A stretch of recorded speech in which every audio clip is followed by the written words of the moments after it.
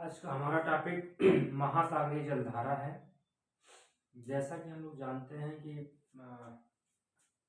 महासागरीय जल में जो गतियाँ होती हैं वो कई तरीके से होती हैं और जिसकी वजह से महासागरीय जल सतह से लेकर नितल तक गतिशील होता है। तो पहले हम लोग डिस्कस कर लेते हैं कि महासागरीय जो गतियाँ हैं वो किन किन रूपों में संपन्न होती हैं। जैसे कि देखिए,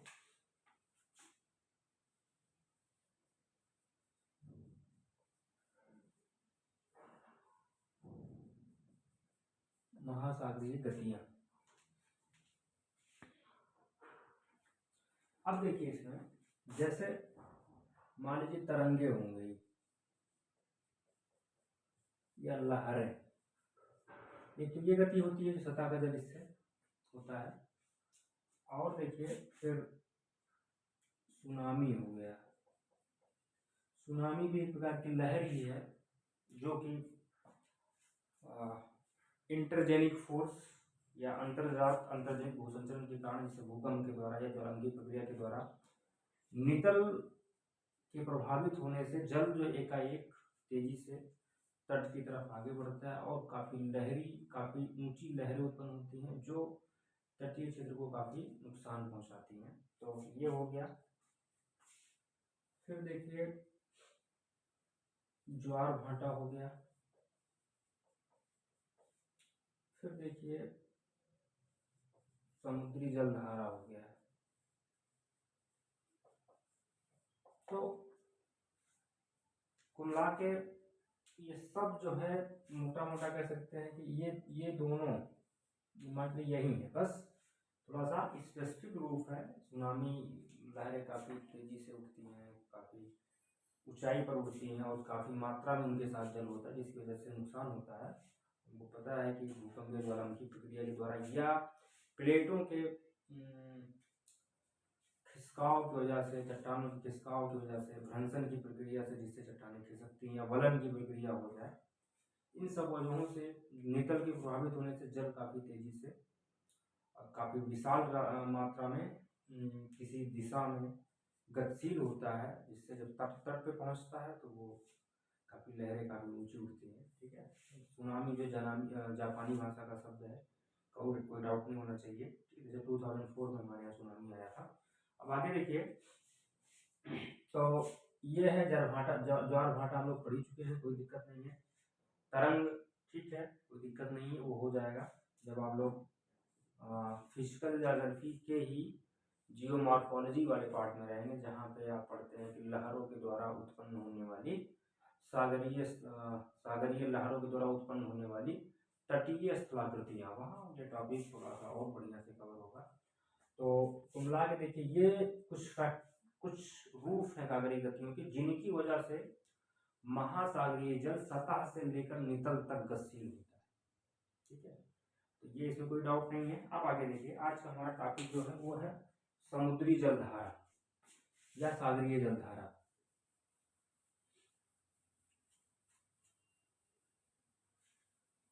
अब देखिए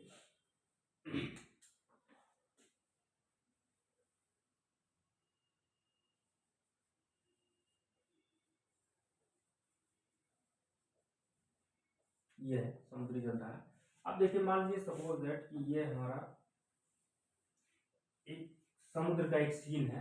ठीक है, ये पानी भरा हुआ है, जिसे आप लोग हम लोग इसको सरफेस कह सकते हैं, सतह कह सकते हैं। इसे हम लोग नितल कहेंगे। ठीक है, इसको हम तल भी बोल देते हैं। ठीक है, तो ये है।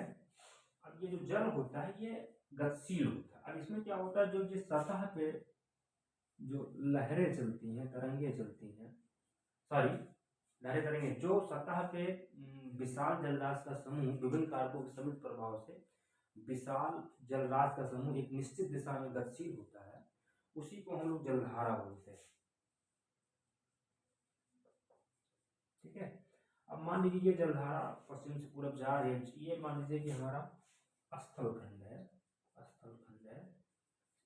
कुमला के महाद्वीप है, ऐसे इधर भी है, ये स्थलखंड का परिचायक है। ठीक है, ये है। तो अब जब ये जल यहाँ पहुंचेगा तो स्वाभाविक है ये फिर यहाँ से जल नीचे ऐसे आएगा। एक्चुअली दिमाग में रखिए कि ये जलधारा जो होती है एक पूरी साइकिल बनाती है, यानी कि अगर सतह पे ऐसे ऊपर जा रही है कि अपोजिट फिर ऐसे नीचे जाता है पानी, कहीं पे ऊपर जाता है पानी, और फिर नीचे इसके जस्ट अपोजिट एक जलधारा चलती है। अभी देखिए एक जलधारा ऐसे चलेगी ऐसे, फिर यहाँ पे जल ऐसे ऊपर जाएगा। तो ये जो नीचे जलधारा चलती है जस्ट जलधारा के अपोजिट, इसे हम लोग बोलते हैं सर्पण। क्या बोलते हैं? सर्पण। अंग्रेजी में बोलते हैं क्रीपिंग। ठीक है, क्रीपिंग बोलते हैं, कोई डाउट नहीं होना चाहिए। और ये जो जल नीचे आ रहा है इसे हम लोग बोलते हैं डाउन वेलिंग।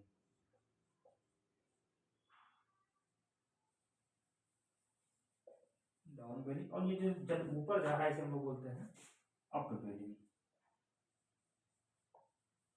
अप वेलिंग बोलते हैं। तो ये एक आदर्श प्रारूप होता है, इस तरह की चीजें इस तरह से होती हैं, तो कोई डाउट नहीं होना चाहिए। चलिए, तो ये हो गया। अब देखिए जलधारा जो होता है इसको कई रूपों में जाना जाता है। जब आप मैथ में पढ़ेंगे या किताबों में अध्ययन करेंगे तो जलधारा को मिला के इसको हम लोग 3 नामों से जानते हैं। जैसे देखिए, पहला नाम है ड्रिफ्ट।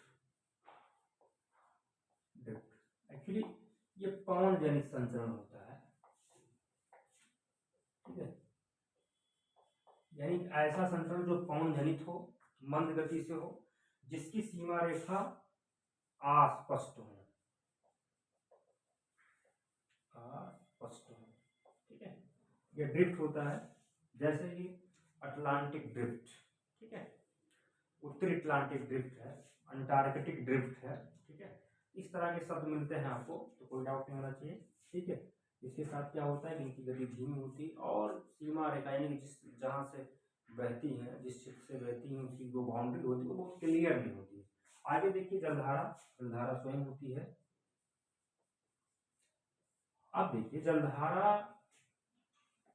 उनका के जितने भी कारक होते हैं जलधारा की उत्पत्ति में सहायक, उन कारकों के सम्मिलित प्रभाव का एक प्रतिफल होती है। भी कारक हम लोग स्टडी करेंगे। विभिन्न कारकों के सम्मिलित प्रभाव से उसमें ये पवन जो लिखा, पवन भी जिम्मेदार होता है, और भी बहुत सारे कारक होते हैं जिसको हम स्टडी करेंगे। जलधारा की उत्पत्ति होती है। जलधारा एक विशाल नदी के समान, एक दिशा से दूसरी दिशा में गतिशील होती है। ठीक है, आगे देखिए अगला शब्द है स्ट्रीम। स्ट्रीम भी जलधारा का एक रूप है। ये ध्यान रखिए कि जलधारा के साथ क्या है, जलधारा की जो गति होगी वो ड्रिफ्ट से ज्यादा होगी और सीमा रेखा की तुलनात्मक रूप से ज्यादा स्पष्ट होगी। इसकी तुलना में गति अधिक और सीमा भी स्पष्ट। और जो स्ट्रीम होती है इसकी गति काफी अत्यधिक होती है। गति अत्यधिक और सीमा रेखा भी स्पष्ट, सीमा भी काफी अधिक स्पष्ट। ठीक है, ये होता है। कहने का मतलब ये है कि कह सकते हैं कि गति भी क्रमशः ऐसे मान लीजिए अगर शब्द लिया गति और सीमा, ये दोनों अगर वैसे नीचे जाएं तो दोनों ये क्या है, बढ़ता जाता है, दोनों बढ़ता जाता है, बढ़ता है। ठीक है, तो गति और सीमा दोनों बढ़ता है। ठीक है, जैसे स्ट्रीम का एग्जांपल है गल्फ स्ट्रीम। तो कोई डाउट नहीं होना चाहिए, तीनों जलधारा ही है, बस ये है कि थोड़ा सा स्पीड को लेकर के और सीमा रेखा की स्पष्टता को लेकर के इसको अलग अलग भागों में डिवाइड किया गया है। ड्रिफ्ट का मतलब होता है पवन जनित, जिसमें से पवन का योगदान हो। ठीक है, और जलधारा इसकी सीमा रेखा उतनी स्पष्ट नहीं होती है, वह काफी अस्पष्ट होती है। जलधारा क्या होता है कि इसकी गति स्ट्रीम ड्रिफ्ट से अधिक होती है और सीमा भी स्पष्ट होती है तुलनात्मक रूप से। और जो स्ट्रीम होता है, स्ट्रीम की गति काफी अधिक होती है और इसकी सीमा रेखा भी इन दोनों की तुलना में काफी स्पष्ट होता है। तो ये आपका जो है ये हो गया जलधारा, 3 प्रकार का होता है। अब आगे देखिए जो कारक है, कारकों को हम लोग डिसाइड करते हैं, कौन कौन से कारक हैं।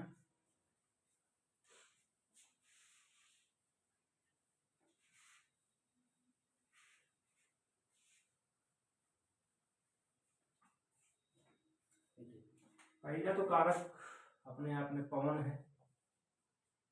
पवन की वजह से जलधाराएं उत्पन्न होती हैं। जलधाराएं उनको एक दिशा प्रदान करती हैं, ठीक है, डायरेक्शन प्रदान करती हैं। जैसे कि मैं आपको दो चीजें दिखाता हूँ। जैसे मान लीजिए एक ऐसे फिर बीकर बनाते हैं ऐसे, और पानी भरा हुआ है। अब मान लीजिए ये महासागर है,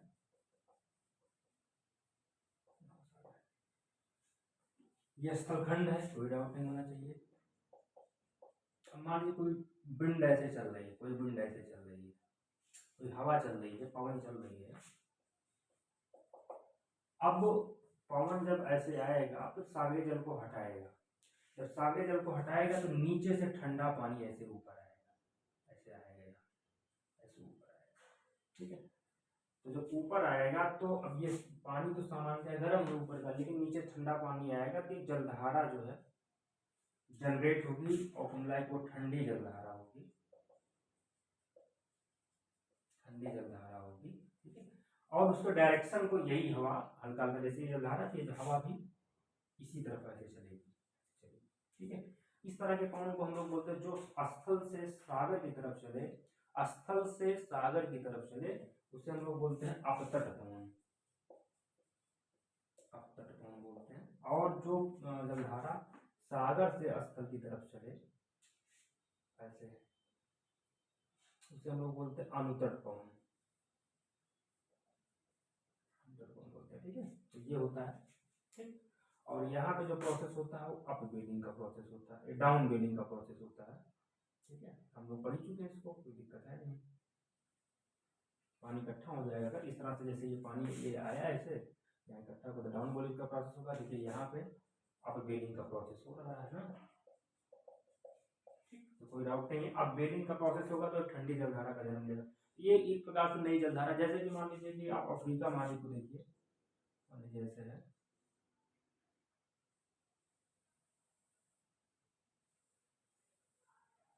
ऐसे यहाँ पे कनारी द्वीप है मोरक्को के पास, और यहाँ पे ट्रेड विंड की वजह से जलधारा जन्म लेती है, जिसका नाम है कनारी की जलधारा, ठीक है। तो कोई डाउट नहीं चाहिए। एक तो ये हो गया। दूसरी चीज देखिए आप, एक तो फैक्टर को समझ में आएगा कि एकदम पूरी तरह से जो कैनारी की जलधारा है उसकी उत्पत्ति में पवन का योगदान है। जबकि देखिए जो हवाएं होती, हवाओं की वजह से जलधाराएं, पवन की वजह से, सॉरी हाँ वही, पवन की वजह से जलधाराएं बनती है। जैसे मान लीजिए कि कोई भी जलधारा उत्तरी विश्वोत्तरी की हो, दक्षिण विश्वोत्तरी की हो, सारी जलधाराएं पवन की वजह से ही चलती है, ठीक है। अभी आगे मिलेगा। तो पवन एक बड़ा फैक्टर है। आगे देखिए पृथ्वी की घूर्णन गति, घूर्णन घूर्णन गति, गति से उत्पन्न विक्षेप बल, जिसे हम लोग CF बोलते हैं। CF माने होता है कोरियालिस फोर्स, कोरियालिस बल, ठीक है। इसकी वजह से हवाएं जो होती हैं उत्तरी गोलार्ध में दाहिनी तरफ, दक्षिणी गोलार्ध में बाईं तरफ, यानी कि नॉर्थ हेमिस्फीयर में दाहिनी तरफ तथा साउथ हेमिस्फीयर में बाईं तरफ मुड़ जाती है, क्लॉकवाइज एंड एंटी क्लॉकवाइज, ठीक है। तो ये होता है। सारी जलधाराओं को हम लोग देखेंगे, इस तरह की प्रवृत्ति देखने को मिलेगी। ये दिमाग में रखिए कि जैसे देखिए हवा या पानी हो, जैसे मान लीजिए हवा है, नॉर्थ हेमिस्फीयर में हम लोग है, नॉर्थ हेमिस्फीयर में हम लोग है, और मान लीजिए 1000 मिलीबार है, ये 800 मिलीबार है, तो स्वाभाविक है कि हाई प्रेशर हो गया, ये लो प्रेशर हो गया। तो हवा ऐसे चलती है, यानी हाई प्रेशर से लो प्रेशर की तरफ चलती है। इसको हम लोग बोलते हैं बैरोमेट्रिक ढाल। लेकिन ये ऐसे तो चलना चाहिए, लेकिन हवा वाकई में ऐसे चलती नहीं है, क्योंकि तुरंत पृथ्वी की घूर्णन गति से उत्पन्न विक्षेपण उस पर एक्टिव हो जाता है और उसे अपने दाहिनी तरफ उत्तरी गोलार्ध में ऐसे मोड़ देता है, ठीक है। अगर हवा मान लीजिए ऐसे चल रही होती, ऐसे ये 1000 होता और ये 900 होता, हवा को ऐसे चलना चाहिए, वो अपने फिर दाहिनी तरफ ऐसे मोड़ देता है, तो नॉर्थ हेमिस्फीयर में यही होता, और अगर दक्षिणी गोलार्ध होगा तो जस्ट इसका अपोजिट होगा। इसी तरह से जलधाराओं को भी इस तरह की गतियाँ इस तरह का ये बल काम करता है और उसे अपने दाहिनी तरफ मोड़ने का प्रयास करता है। अभी देखेंगे हम लोग बहुत सारे एग्जाम्पल मिलेगा, ठीक है। क्योंकि जलधारा किसी एक कारक की वजह से उत्पन्न नहीं होती है, कुछ जलधाराएं हैं, कुछ फैक्टर उस पर प्रभावी होता है, कुछ जलधाराएं ऐसी होती हैं जिसपे बहुत सारे फैक्टर एक काम कर सकते हैं, ठीक है। तो कोई दिक्कत नहीं है, आगे आपको समझ में आएगा, इसको मन में रखते हैं। चलिए आगे, 2 हो गया। आगे देखिए,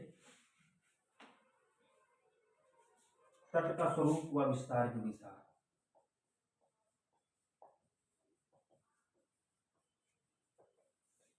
विस्तार की दिशा ये, अब ये दिमाग में रखिए कि पानी है और जब वो किसी महाद्वीप से टकराता है तो उसके अलॉन्ग, उसके समानांतर प्रवाहित होने लगता है। जैसे कि सपोज दैट बहुत सारी जलधाराएं हैं, एक आध एग्जाम्पल जैसे ब्राजील की जलधारा, ब्राजील तट से दक्षिणी विश्वोत्तर की जलधारा पहुंचती है दक्षिण अमेरिकी तट के पास, दक्षिण अमेरिका के पूर्वी तट के पास।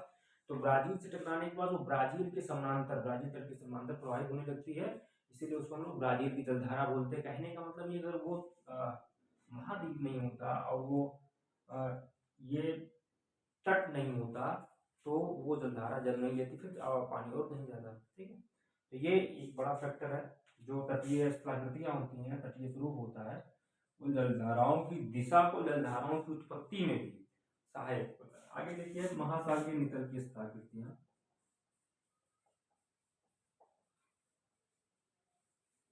महासागरीय नितल की स्थलाकृतियां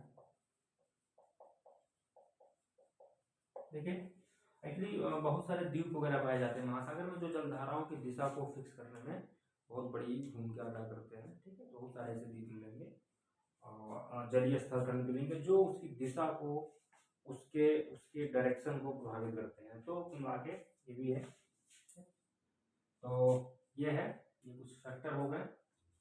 और देखिए,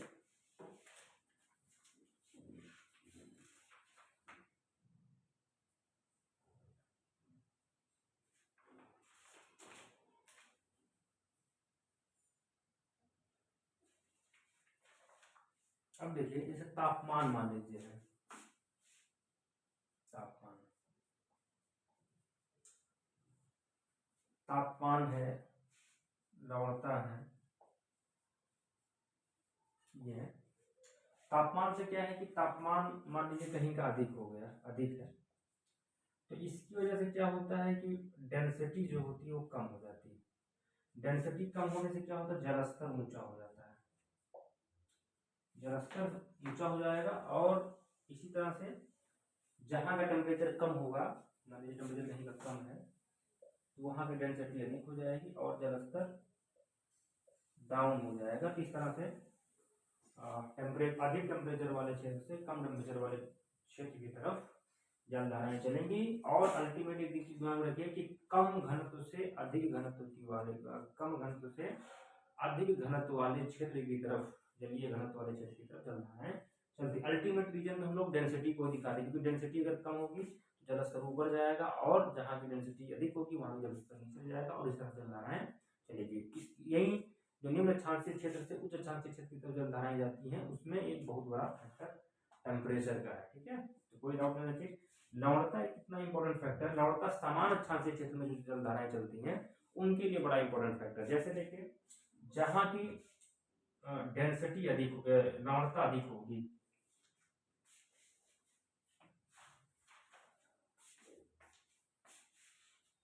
लवणता मान लीजिए कहीं की अधिक हुई, तो स्वाभाविक है डेंसिटी भी अधिक होगी।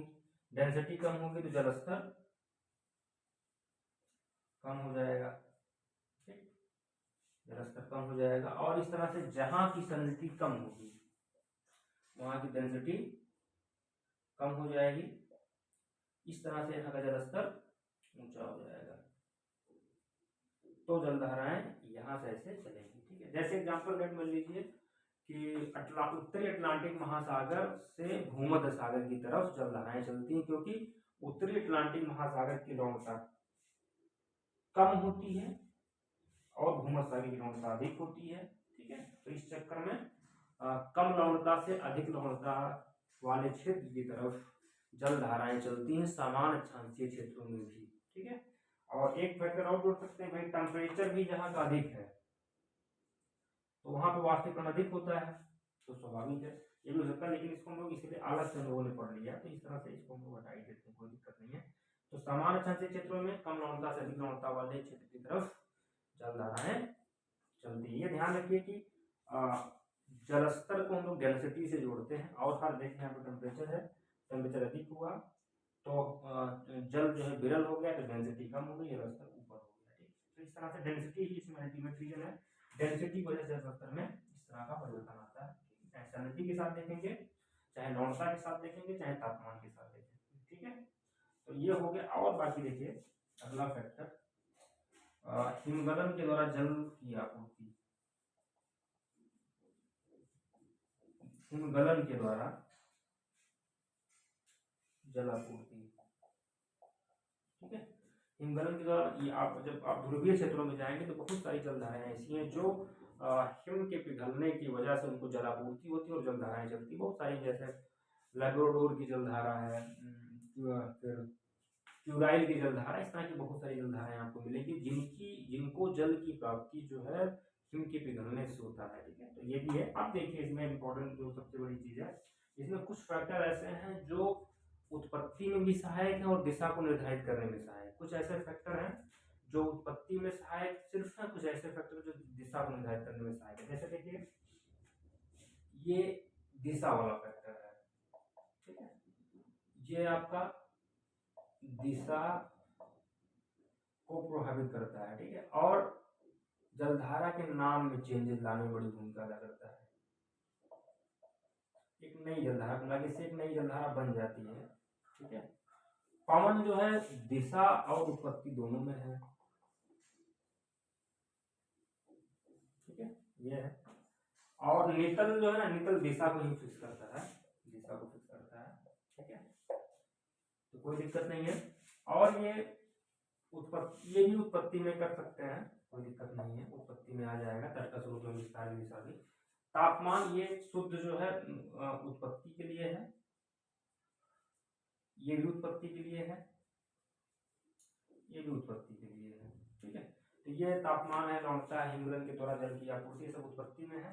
तर्क स्वरूप में विस्तार दिशा जो है ये दिशा को भी निर्धारित करता है और वो एक नई जलधारा बना देता है, ठीक है, जैसे ब्राजील की जलधारा में बताया था। घूर्णन गति से क्या होता है, दिशा को फिक्स करता है, ठीक है, और पवन दिशा को फिक्स करता है और एक नई जलधारा को जन्म देता है, दोनों चीजें होती हैं, तो कोई दिक्कत नहीं। ये सारी चीजें हैं, इसको बढ़िया से एनालाइज कर लीजिए, हेडिंग ये सब याद कर लीजिए और चीजों को मोटा मोटा समझ गए होंगे। अब देखिए हम लोग आगे चलते हैं। ऐसी जलधारा जब हम लोग पढ़ते हैं तो हम लोग किस तरह से पढ़ते हैं, महासागर के हिसाब से, और तीन महासागर हमारे पास मुख्य रूप से है, एक तो है अटलांटिक महासागर, और एक है हिंद महासागर, एक है प्रशांत महासागर। इन तीन महासागरों में जलधारा हम लोग पढ़ते हैं, जबकि हम लोग जानते हैं कि महासागर कितने हैं, 5 है, महाद्वीप कितने हैं, 7 है। तो आज हम लोग स्टडी करेंगे अटलांटिक महासागर की जलधारा, ठीक है। चलिए, कोई दिक्कत तो है नहीं।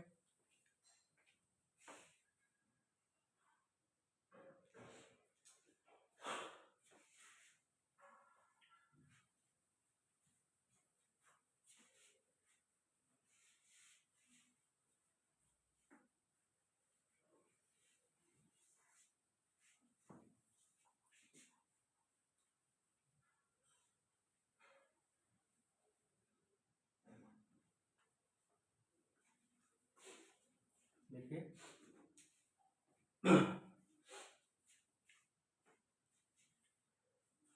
कुल मिला के एक चीज और हम लोग को दिमाग में रखना चाहिए कि जो जलधाराएं चलती हैं, एक सामान्य प्रतिरूप में बता रहा हूँ। जलधाराओं को हम लोग 2 कैटेगरी में रखते हैं। एक तो हो गया महासागर के हिसाब से जलधाराओं की कैटेगरी होगी, एक हो गया गर्म और ठंडी जलधारा।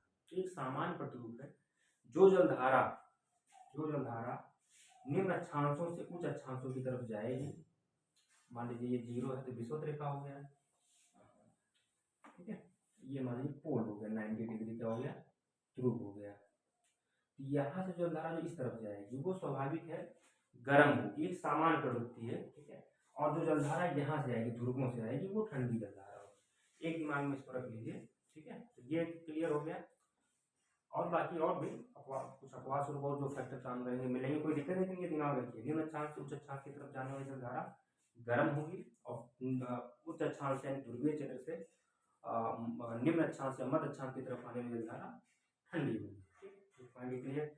दूसरा पॉइंट देखिए इसमें है कि जो पैटर्न होता है महासागरीय जलधाराओं का वो कई चीजों से कहीं किसी महासागर में स्पष्ट होता है, किसी महासागर में स्पष्ट नहीं होता है। ठीक है, अब देखिए जो आपका अटलांटिक महासागर है, सबसे बेहतरीन पैटर्न आपको महासागरीय जलधाराओं का या महासागरीय जलधाराओं के प्रतिरूप का सबसे बेहतरीन पैटर्न आपको दिखता है अटलांटिक महासागर में, क्योंकि वहाँ पे संतुलन है, मतलब न जलीय विस्तार ज्यादा, स्थल भी पर्याप्त है, यानी कि संतुलित है, सारे पैटर्न आपको दिख जाएंगे।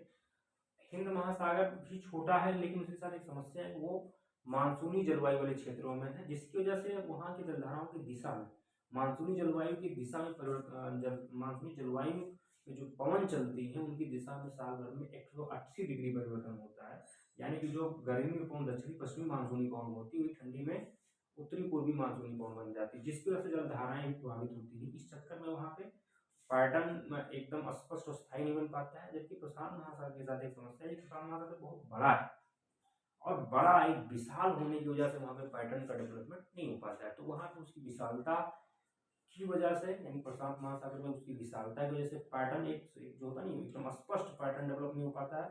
हिंद महासागर में जो मानसूनी जलवायु दशा है, जिसकी वजह से वहाँ की जलधाराओं में मौसमी परिवर्तन होता है, और इस कारण जो है पैटर्न नहीं बन पाता महासागरीय जलधाराओं का, जबकि अटलांटिक महासागर में सबसे बेहतरीन पैटर्न बनता है। ठीक है, तो कोई दिक्कत नहीं है। आगे चलिए हम लोग शुरू करते हैं अटलांटिक। ये तो क्लियर हो गया, कोई दिक्कत नहीं है। चलिए बनाते हैं लोग आज, ये आपका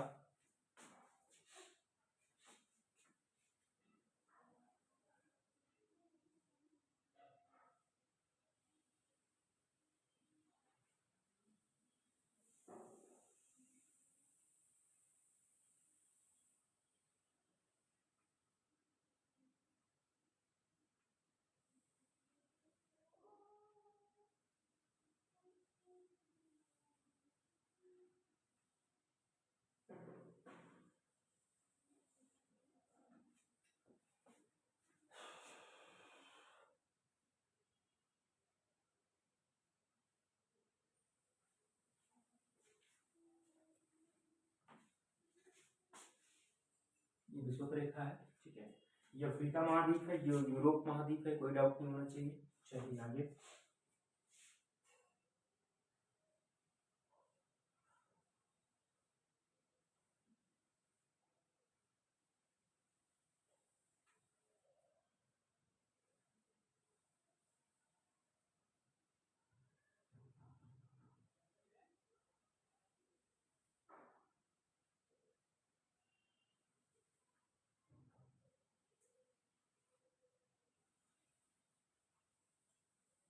ये उत्तरी अमेरिका है, ये दक्षिणी अमेरिका है, कोई डाउट नहीं होना चाहिए।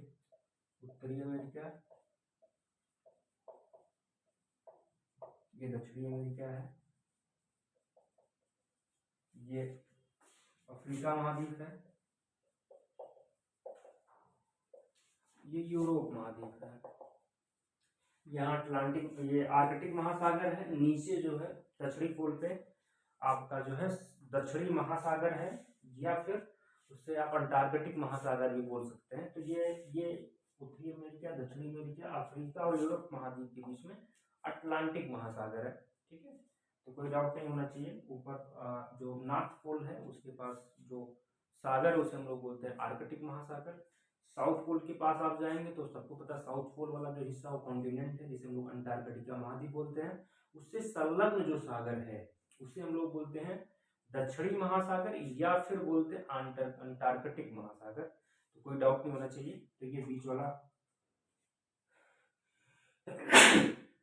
तो ठीक है, बढ़िया है, कोई दिक्कत नहीं है। अब ये देखिए इक्वेटर लाइन है, विषुवत रेखा है, इसके इस तरफ जो महासागर उसे हम लोग बोलते हैं उत्तरी अटलांटिक महासागर, जबकि जो दक्षिण में उसे हम लोग बोलते हैं दक्षिणी अटलांटिक महासागर।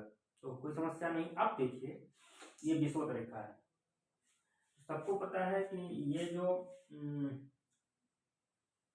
ये मान लीजिए हमारी 30 डिग्री नॉर्थ की लाइन है, 30 डिग्री नॉर्थ की लाइन है, ठीक है।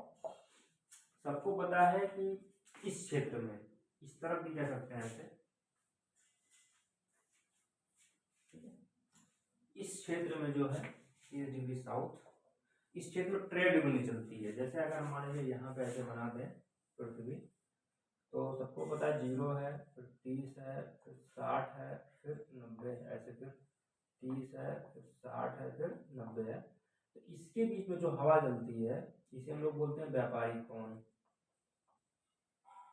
इनकी दिशा जो होती है पूर्व से पश्चिम होती है। देखिए ये इस तरह से ऐसे ऐसे, ये जो यहाँ हवा चलती है हम लोग बोलते हैं पश्चिमा कोण, पश्चिमा कोण बोलते हैं। 30 से 60 डिग्री में पश्चिमा कोण चलती है, जो पश्चिम से पूर्व चलती है। और यहाँ पे फिर जो पोल पे है 90 से 60 डिग्री चलती है, उसे हम लोग बोलते हैं ध्रुवीय कोण।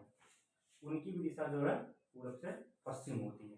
देखिए पूर्व से पश्चिम, पश्चिम से पूर्व हम लोग इतने कर रहे हैं। बाकी देखिए डायरेक्शन इसका एग्जैक्ट, जैसे मान लीजिए ट्रेड विंड है, व्यापारिक कोण है, अगर मान लीजिए उत्तरी गोलार्ध की है तो ऐसे चल रही है। देखिए ध्यान से, ये कैसे चल रही है, ऐसे चल रही है। यहाँ पर दिखाया हमने, ये मान लीजिए हमारा नॉर्थ हो गया, ये हमारा साउथ हो गया, ये हमारा ईस्ट हो गया, ये हमारा वेस्ट हो गया। उस तरह से कौन चल रही है, उत्तर पूर्व से दक्षिण पश्चिम चल रही है। देखिए नॉर्थ उत्तर पूर्व से दक्षिण पश्चिम चल रही है। तो इसमें हम लोग यही पूर्व और पश्चिम ले लेते हैं। इस तरह से अपना ये भी करके देख सकते हैं आप। पश्चिम का पवन है तो ऐसे चल रही है, दक्षिण पूर्व से उत्तरी गोलार्ध में बता रहा हूँ, दक्षिण पूर्व से उत्तर पश्चिम चल रही है, तो पूर्व से पश्चिम चल रही है। पश्चिम से पूर्व, दक्षिण पश्चिम से उत्तर पूर्व चल रही है, ठीक है। तो जस्ट अपोजिट हो जाती है, तो कोई दिक्कत नहीं है, बात तो क्लियर हो जाएगी, ठीक है। तो ये सारा क्लियर है, इसको बढ़िया से देख लीजिएगा अच्छे से, ताकि सारी चीजें क्लियर रहें, ठीक है। कोई दिक्कत नहीं है। यानी कि ये देखिए, ये अगर ऐसे चल रही है, देखिए ऐसे चल रही है, ये पूर्वी पवन है, उत्तर पूर्व से दक्षिण पश्चिम, ठीक है। और जब पवन ऐसे चले, देखिए ऐसे चले, ये दक्षिण पश्चिम से उत्तर पूर्व चली, यानी पश्चिम से पूर्व चली, पश्चिमा पवन है, ठीक है। और लेकिन ध्यान रखिए 30 से 60 के बीच में, 30 से 60 के बीच में पश्चिमा कोण, 60 से 90 के बीच में ध्रुवीय कोण, दोनों गोलार्धों में, और 0 से 30 में व्यापारिक कोण चलती है। कोई दिक्कत नहीं है। चलिए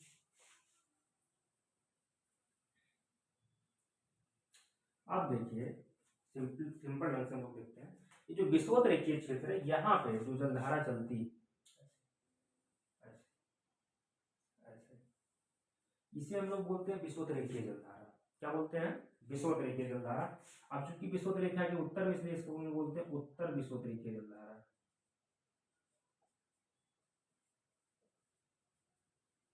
ठीक है। और इधर जो है इसको हम लोग दक्षिण में दक्षिणी विषुवत रेखीय जलधारा बोलते हैं, क्योंकि ये कहाँ चल रही है, विषुवत रेखा के पास चल रही है, ठीक है। और ये ट्रेड विंड की वजह से जो है पूर्व से पश्चिम, क्योंकि ये इस क्षेत्र में ट्रेड विंड चलती है, ठीक है। एक चीज और ध्यान रखें कि ये 0 से 5 डिग्री का क्षेत्र होता है, 0 से 5 डिग्री का, ये 0 से 5 5 5 ये जो होता है, ये डोल्ड्रम पेटी होता है, जिसे हम लोग बोलते हैं शांत पेटी। यहाँ पे व्यापारिक कोणों का इम्पैक्ट नहीं होता है, एकदम शांत हो जाता है, क्योंकि ये हवाएं जो होती है ना, दोनों हवाएं ऐसे आती हैं, ऐसे मान लीजिए यहाँ ऐसे आई, ऐसे आई, ऐसे ऐसे आई, ऐसे, और फिर ये सीधा ऊपर उठती है, जिससे बीच का क्षेत्र शांत हो जाता है, ठीक है। तो इस क्षेत्र में क्या होता है, ये पानी भी ऐसे आता है, और इस क्षेत्र में पानी ऐसे इकट्ठा होता है, इकट्ठा होता है, पानी इकट्ठा होता है, पानी इकट्ठा, तो एक जलधारा इसके बीच में ऐसे चलती है, जिसे हम लोग बोलते हैं काउंटर इक्वेटोरियल, इक्वेटोरियल करंट, यानी कि प्रति विषुवत रेखीय जलधारा ऐसे चलती है, प्रति विषुवत रेखीय जलधारा, ठीक है।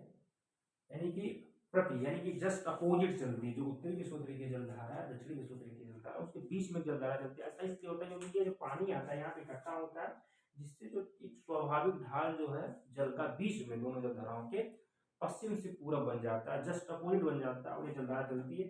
हालांकि जलधारा कहीं ज्यादातर जगहों पर स्पष्ट नहीं होती, सिर्फ गिनी के पास स्पष्ट होती है, इसीलिए इसको इस क्षेत्र में गिनी की जलधारा भी बोलते हैं। क्या बोलते हैं, गिनी जलधारा। कोई दिक्कत नहीं होना चाहिए, बात क्लियर है। अब देखिए ये पानी यहाँ पे आया, ठीक है, ये पानी यहाँ पे आया, और पानी ये इसे मुड़ा, पानी है मुड़ेगा, ठीक है, जैसे पानी मुड़ा, तो ये कुछ पानी इसका ऐसे यहाँ आ गया, जो यहाँ पानी आया उसे हम लोग बोलते हैं कैरिबियन जलधारा, कैरिबियन जलधारा। ऐसा इसलिए कहते हैं क्योंकि ये कैरिबियन सागर है, तो इसमें जो कैरिबियन सागर में पानी है उसे हम लोग कैरिबियन जलधारा बोलते हैं। और इस ये जो हिस्सा है इसको हम लोग फ्लोरिडा बोलते हैं। क्या बोलते हैं? फ्लोरिडा। इसे फ्लोरिडा का तट भी कहा जाता है, ये वाला जो एरिया है। यहाँ का जो जलधारा है इसका नाम है एंटलीज, एंटलीज, एंटलीज की जलधारा, ठीक है।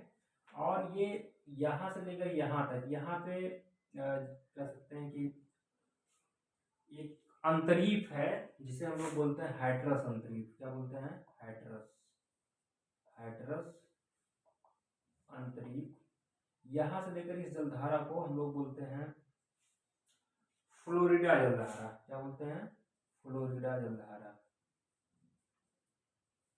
फ्लोरिडा जलधारा बोलते कि देखिए फ्लोरिडा से ये फ्लोरिडा है, ये फ्लोरिडा है, ये हैटरस अंतरीप। अंतरीप का मतलब होता है स्थल का एक सकरा स्थलीय भाग जो समुद्र में निकला हो, उसे हम लोग बोलते हैं केप या अंतरीप। तो यहाँ पे इस तरह की कंडीशन आपको दिखेगी बीच में, यूएसए में ही है ये, ठीक है। तो इस तरह की ये दिखेंगे।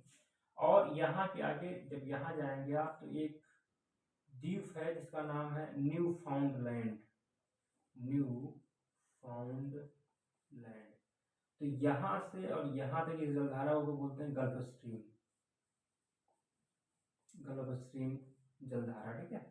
तो न्यू फाउंडलैंड और वाकई में ये जलधारा गल्फ स्ट्रीम तंत्र के नाम से ही जानी जाती है, यानी गल्फ स्ट्रीम स्ट्रीम सिस्टम प्रवाह तंत्र के नाम से या स्ट्रीम सिस्टम के नाम से ही जानी जाती है। जलधारा तंत्र, गल्फ स्ट्रीम जलधारा तंत्र के नाम से जानी जाती है।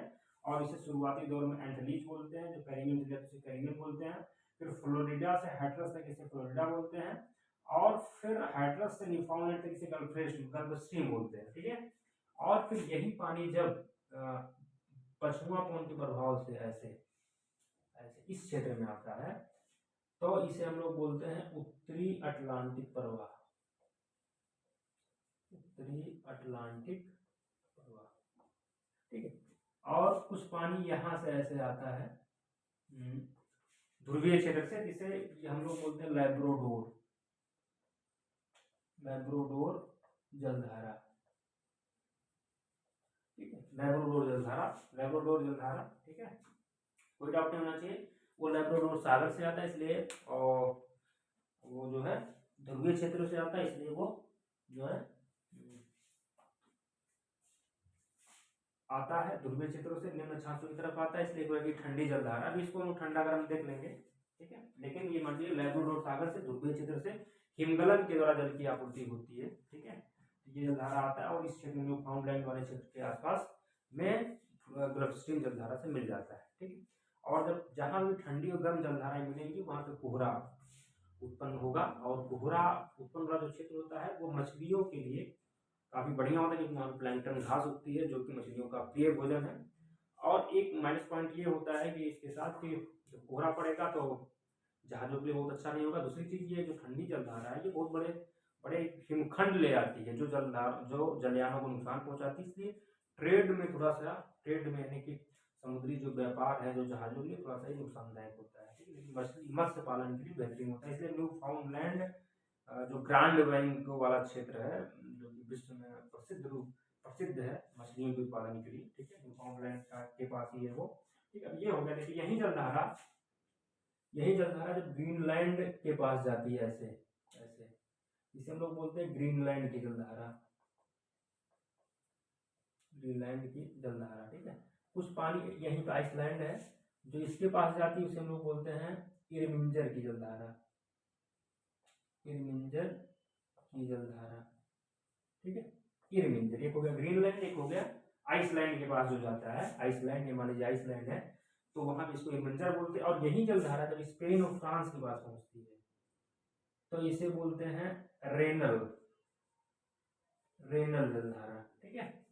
अब इसकी वजह से क्या होता है ना, इस क्षेत्र का जो टेम्परेचर होना चाहिए वो टेम्परेचर बढ़ मतलब कम होने की वजह, जितना कम होना चाहिए उससे काफ़ी अच्छा हो जाता है, जिससे यहाँ के जो बंदरगाह होते हैं ठंडी के मौसम में खुले रहते हैं, जिससे जो है वहाँ के व्यापार को काफ़ी अच्छा बढ़त मिलता है और इस क्षेत्र का मौसम भी काफ़ी अनुकूल रहता है। ठीक है, तो ये जलधारा बंगाल के इस ये यूरोपीय बेल्ट है, यूरोपीय क्षेत्र है, इसको काफ़ी फायदा पहुँचाती है। ठीक, तो इसके लिए काफ़ी लाभदायक स्थिति होती है। और तो ये जलधारा इस तरह से होगी। अब यहाँ पे एक कैनारी द्वीप है, कैनारी द्वीप है, और यहाँ जलधारा बनती है जिसे हम लोग बोलते हैं कनारी की जलधारा, कनारी जलधारा।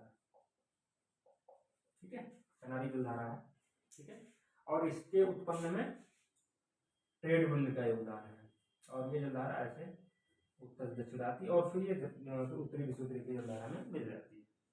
ये हो गया, पैटर्न हो गया बढ़िया से आराम से। उत्तरी विश्व की जलधारा 30 तरफ में गई, ऐसे गई, ऐसे गई, ये सारा चीज ऐसे हुआ, ऐसे हो गया। ठीक है, तो कोई डाउट नहीं होना चाहिए। आगे देखिए, अब दक्षिणी विश्व की जलधारा में आती है। जलधारा जब ऐसे मुड़ती है, ऐसे मुड़ती है, तो ये ब्राजील है, ब्राजील तट है, तो यही दक्षिण विश्व की जलधारा जब यहाँ पर टकराती है, हमने पढ़ा था कि भाई तट का स्वरूप व विस्तार की दिशा। अब देखिए यहाँ पे टकराई और फिर ये नई जलधारा में कन्वर्ट होगी, इसका नाम ब्राजील जलधारा, ब्राजील जलधारा। ठीक है, अब देखिए ये जो एरिया है, ये यहाँ पे जलधारा चलती है ऐसे ऐसे, जिसे हम लोग बोलते हैं उत्तरी अटलांटिक प्रवाह।